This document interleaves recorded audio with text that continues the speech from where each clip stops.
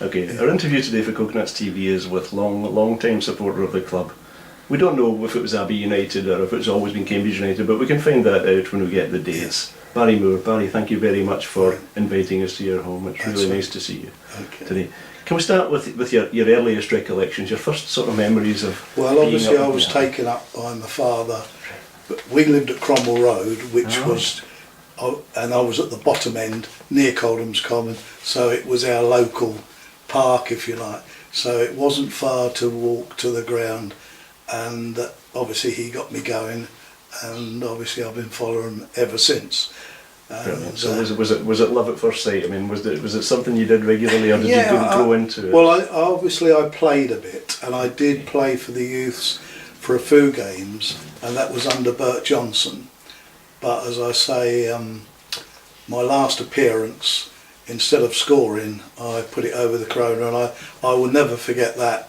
And I knew that could be my last appearance, and was on the actual ground. But obviously I was still, a love of the club, and that time very personal to players and the managers. There was a different atmosphere, obviously, because we were in a very low league, and very much a family atmosphere is the way we referred to it. Yeah. I mean, I used to stand the right hand side of the goal and mainly chatting to the goalkeepers. And I got great friends with Ted Culver. Couldn't see that today. No, that's right. It was a different thing, and that's where I used to stand. So what was the year, do you think, that you would have started? Well, the first game I recorded was 1950, home in the United Counties League, and I think it was a second round of a cup, and we beat Spalding 5-0. 5-0, so it obviously made a big impression of you, if you remembered it all these years. Not anything particularly about that, except the result, but I've gone through 23 games losing. So I win or lose, I always say support the U's, and over the years you have to be in that mode. We've had some dire periods, and a lot of managers have come and gone. Some managers I've not really spoken to. Other managers I've got on very well with. So you followed the club through the 50s. You must remember some players from that era. Well, they were what I call the local base. Russell Crane, as you taught, the Gallagher brothers, who were Cambridge people in theory. They were not brought in, and actually stayed with the club. I remember Tony was on looking after Parker's Peace when he left the United, and he left. I think he served on the council for years. Indeed. Looking after Parker's Peace, something like that. Indeed. There's an article coming on Tony quite soon, actually, on Coconuts. Yeah. Worth a read. What a story he's got. So fantastic. So you've been to the Abbey. It's made an impression of you. Did you start to? I mean, did you always go with your dad, or did you go with your friends?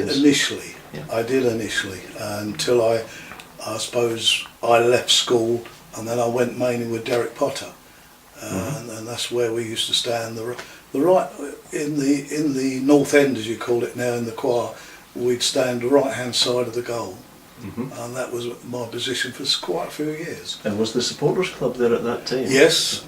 I mean, I used to see Wilf. He'd come to the club, nip him for his tot of whiskey prior to every game.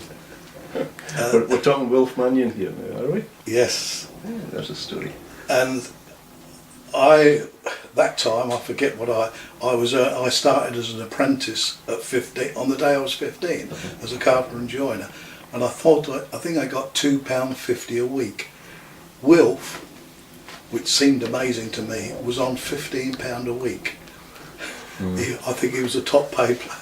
But at that time, £15 a week seemed a lot of money. Now, there are two players you may remember from that area. You've mentioned Wilf Mannion. Yeah.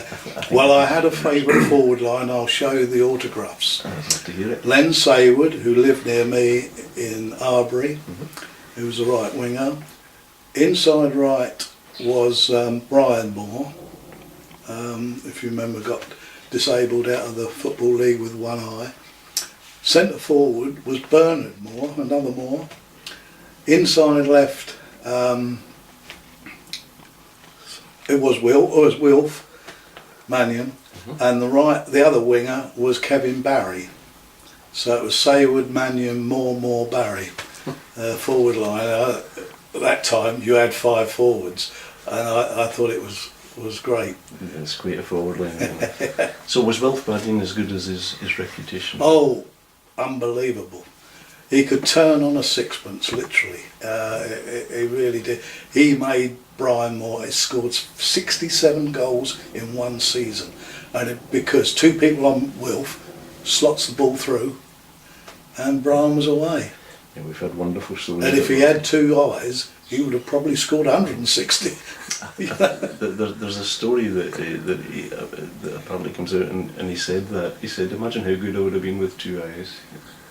That is true. Incredible. That is Do you remember the bloke who's recognised by us certainly as the first professional to ever sign for Cambridge United, ex-professional, and that was Bob Bishop? Yes, yeah, fullback, yeah, he was a midfield or wing half. Okay. Yeah.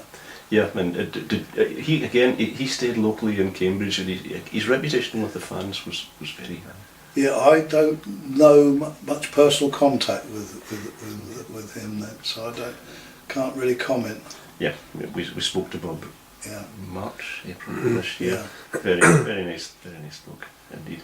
So let's think about the ground. Thinking back to your earliest days, because we've got to push the boundaries as far as we can. Think about the ground in your early days. The changes to it relative to today, it must be enormous. My last summer before I started work, I laid sleepers beside what was called the Rabbit Hutch, which I don't know whether it's still there, probably not, went to Soham Town. Before that was obviously before we had the seating stand as we got today. But that was my last, what I call working, laying sleepers beside as we called it, the Rabbit Hutch. And I can remember even the North Stand, on a windy night, the actual roof was blown off. So that the whole ground was open. You know, there was no cover. You know, I don't know if you remember that. But that North Stand, the whole roof went. So just to check back, this is before the Haben was covered, before... Oh yes. Before the floodlights were up, perhaps? We might have had, because Len Saywood, I think, paid £350 to have the telegraph poles put up with lights. So we had lighting.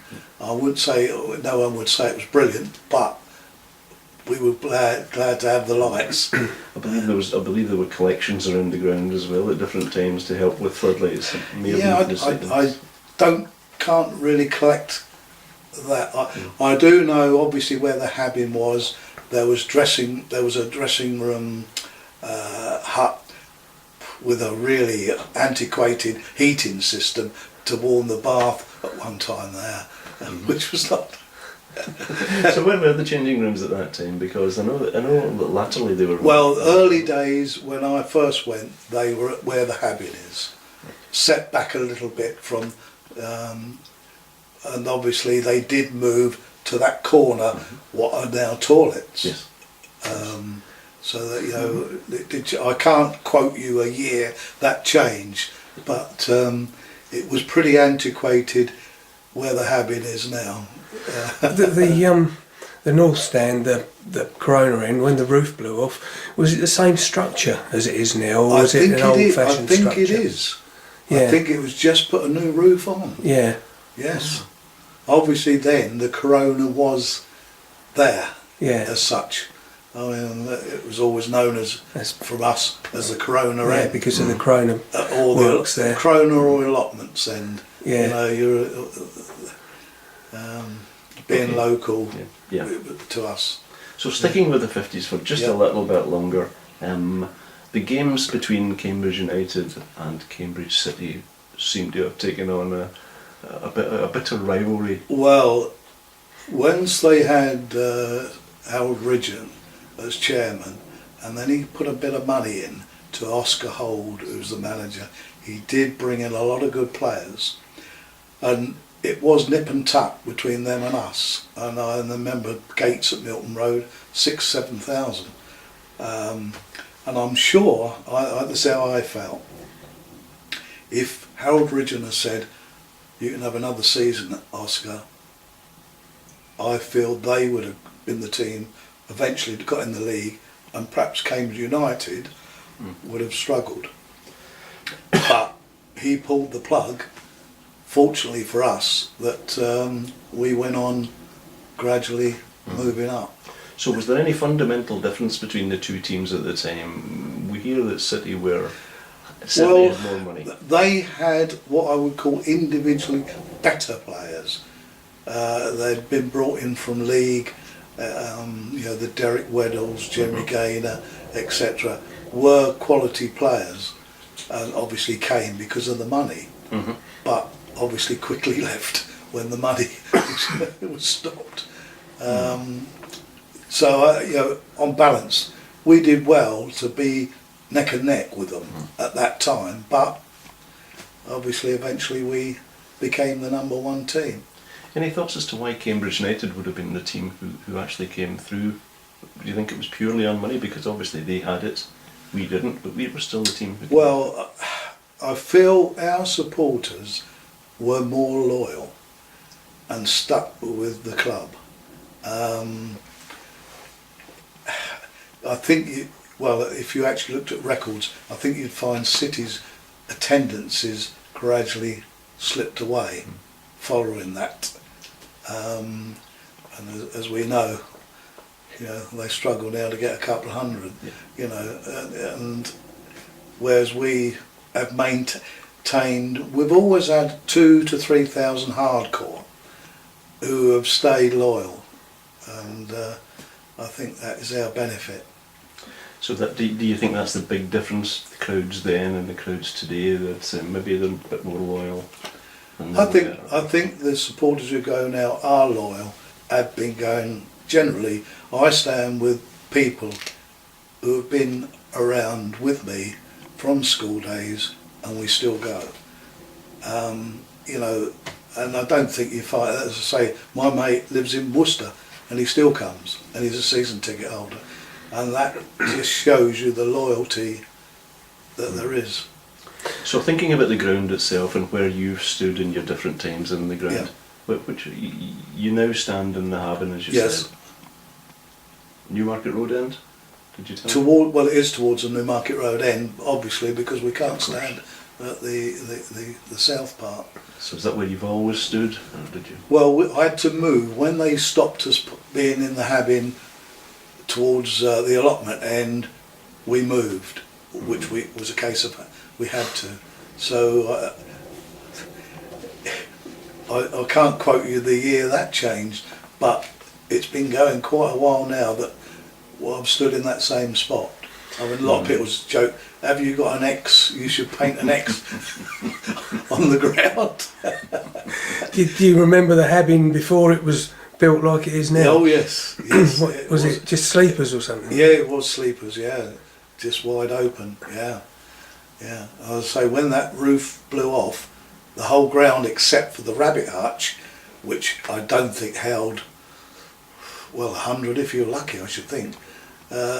Everything was exposed. You'd stand out in the rain. I think one of the bigger changes we see from pictures from the 50s and early 60s to today is the wall around the ground in some places that kids used to sit on, and a little bit at the Haben, I think. Yeah, well, it wasn't enclosed as it is today. I mean, you probably remember when they put wide barricades up, which really was appalling, but it was a case of that was the theme at the time. I suppose probably people think now we should cage Luton in or someone. we may well agree with you on that one, but we can't possibly say. And the allotment end, what before the terraces, when it was just the terraces there, what were there in those days then? Well, it was just flat. It was just flat. Yeah. Just flat. So that must have been difficult. I mean, so the allotment end, if it was it flat in the sense that there was a rise in the ground, but no steps, or was it just literally flat? It was virtually flat. There was a few sleepers, but really no height. I mean, I suppose they'd say there wasn't big crowds to generate that. I mean, you lose track of how many there were. I suppose at times if we had 1,000, we thought, well, that's not bad, bad, you know. Yeah, and for a club, as you say, in the United Counties, moving into the Southern League. Yeah. But generally progressing through the 50s. So we hit the 60s, and the games become maybe just a little bit bigger. The money certainly becomes a little easier. We hear Dudley Arliss. Dudley Arliss, the ticket man, yeah. So do you remember about that? Because apparently he sold tickets. Well, I don't think many clubs had the tickets going round, and he had people like my friend Len Saywood, who when he packed up playing, he was a ticket man and would go round the pubs and clubs, shops, and you'd see them on the counter to buy a scratch card or whatever the thing was going at the time. And we had one of the biggest in the country. Yeah, apparently we hear that this was a template for other clubs, bigger clubs, much bigger clubs, Arsenal, you name it, who took the same template and made it enormous. Yeah, it was Dudley Arliss who started it, and I think there was Brian Kane was another. He was an ex-City goalkeeper. He was an agent, as I think they were called agents, going round the shops. Bill Cawdry. Yes.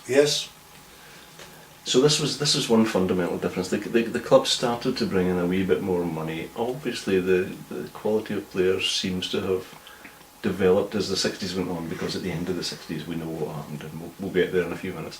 Moving into the 60s, you're getting a bit older. You're probably a teenager, I'm guessing, by then. Getting there and no, we're coming. I was 20s. Well, that's even better. So your memory's even better. Fantastic. So you're still an avid Cambridge United supporter in the 60s, and you see the team starting to develop. Can you remember any of the players from the 60s who stick in your mind? Well, there was odd players like Phil Hayes, who was an all-action centre forward. I think he came from Hayes to us, or not Hayes, Hillingdon. And those sort of players sticking him on because it was all action, all over the place, but he really put in the effort for Cambridge United. I without looking through my books, I can't pick players. Can I mention a couple of names? Yes. See if you remember. Johnny Haas. Yes, I do remember. I don't think he played that many times for us. Johnny played 2 years. He played 63, 64, 64, 65. Right. His record is 61 goals in 90 games. So he seems to have been one who sticks in people's minds. Yeah, I don't have. Again, I would say I've not had any contact with okay. Fantastic. So as we come through the 60s. You're now firmly established as a Cambridge United supporter. You're not going anywhere else. No, you're not going anywhere else. And the club generally got better as the 60s went on, to the point that they were considered the best non-league team in the country. Well, once we had got Bill Levers, and then we got a settled team pushing up the top of the Southern League. Obviously, the voting system was still in place, but I remember one thing. I don't know has been noted. Cambridge United, I don't know how much it costs, probably not a lot of money. We bought a racehorse called Cambridge United. Obviously to promote the club. I can't say it won any races, I don't know. But following that voting that year, we did get elected in place of Bradford Park Avenue. Because it was an election system at that time, wasn't That's it? right, And despite Bradford and a couple of other clubs from Yorkshire ending up bottom of the league several years. I mean, 1970 will always stick in my mind because that achieved one of my ambitions to get in the Football League. And obviously everyone remembers against Lincoln the first game, 1-1, Colin Meldrum heading the equaliser. You know, with about 6,700 there. Mm. So we asked this question regularly when people have been around at that time. Can you remember, the answer may be no, can you remember where you were when you found out that United had actually been elected to the league? I was at home, but I remember going up the road and there was banners all put in windows all the way along Cromwell Road. And obviously there was a parade with the club later. But I do remember a lot of flags and scarves hanging in the windows, celebrating. I mean, it was a big thing. Okay, remind us of the goalkeeper around that time, just before we got into the league. It was Rodney, wasn't it? Rodney Snipe. Yeah, unfortunately he didn't really go into the league. I don't know personal relationships with Bill Levers. He brought in Trevor Roberts, yes, who I still feel was an excellent goalkeeper. Poor old boy had got problems with health, and he come from Southend, and he didn't stay with us long, and unfortunately poor old boy died. Yeah. You know, in a relatively young age. But the team started off struggling a little bit when we got in the league. We continued with the same team, but they did struggle, and it was then other players were brought in, and then suddenly, you know, Bill Levers was no longer the manager. Now you mentioned to us that earlier that you knew you had met a few of the managers through the 20 or plus managers of your time. Yeah. Did you meet Bill Levers? Yes. Have you memories of Bill? He was pretty stern. Yes. All I'll say is once he became not the manager, and I remember walking along the Cam, because he lived over Chesterfield at that time, walking along the Cam and chatting to him, different person there, because he wasn't under any pressure, or you know, he was very affable guy. Yeah. Do you remember the other managers, Roy Kirk and yeah, Roy, Alan Moore, centre half at one time. Yeah. I have got a list of all the managers. There was one. Was it Williams? Yes. That never used to go to the matches. He's very young fellow. He's only in his 20s. Yeah, he was not there long. No. I think it was a matter of months or days. I can't remember. Yeah. The manager, once we really got into the league, who I had quite a close relationship, was Ron Atkinson, because I was a salesman at the time, area sales manager for a company, CPC, Corn Products Corporation, and one of our products was Dextrosol. So on a Friday afternoon, every Friday, I would drop a pack of quite a number of sticks in it to Ron, and so yeah, I'm sure he did, you know, give them out, whether at half time or whenever, to you know give the team a bit of boost. So what do you remember about the Ron Atkinson days? Because obviously he came in and he made an impression fairly quickly. Oh yes, his philosophy was get out there and bang 3 goals in and the game's over. Get it over quick. And there was always one, I mean I've had you know, you always want one player somewhere else to come and play for you. And the player at the time, I asked him, Dave Bamber of Blackpool, Ron, sign him. He was not interested. He's not my type of player, because he wasn't very mobile, but he scored a lot of goals. He went from Blackpool to Coventry and scored 60 odd goals for them. You know, but he wasn't the Ron's type of player. You know. Yeah. Okay, so we've gone through the 60s, we've taken the club into the league. Bill Levers has gone, Ron Atkinson's arrived. The The club's doing pretty well for itself, and Ron Atkinson moves on. Yes, So he you went see- to West Brom. He did indeed. And you're faced with a new manager and a new set of issues because the league gets harder, the club's established. Next manager was, can you John remember? Docherty. Yeah. I got on reasonably well with John because he was there 8 seasons. Yes. I know a lot of people didn't like John, and it was strange as it happened with my dad. He knew we used to shout, "John, get him off," or try and tell him what to do. And we turned up at Wembley when I was going to the Royal Box. Who should we park next to was John Docherty. Introduced him to my dad. He never forgot it. John Docherty. There was a lot of Docherty out during the many period while he was there. And he was with Paddy Selden as well, who was Ron's assistant, wasn't he? Yes, yeah, and John kept us in. I mean, there was an odd. He signed Joe Mayo for 100,000. Unfortunately, he didn't save us, but he did try and in his way. But he did keep us in that division for quite a while. When Ron was manager, Paddy Selden, I think, did quite a lot to get Tom Finney from Luton and also Alan Barley. Yes. Oh yeah, they were 2 great signings for 15,000. I think Tom was, and Barley I think was free. It said it all, didn't it?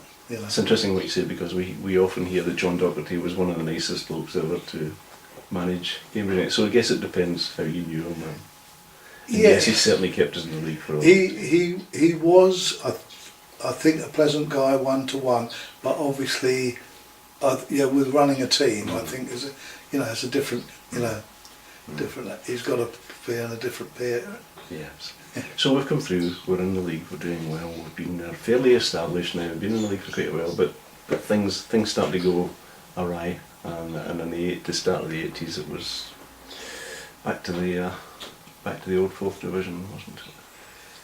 Yes, as I say, I can remember going through 23 games, straight losing 23 on the trot, and sadly managers, you lose track of it, who were coming and going because we were on a downward spiral.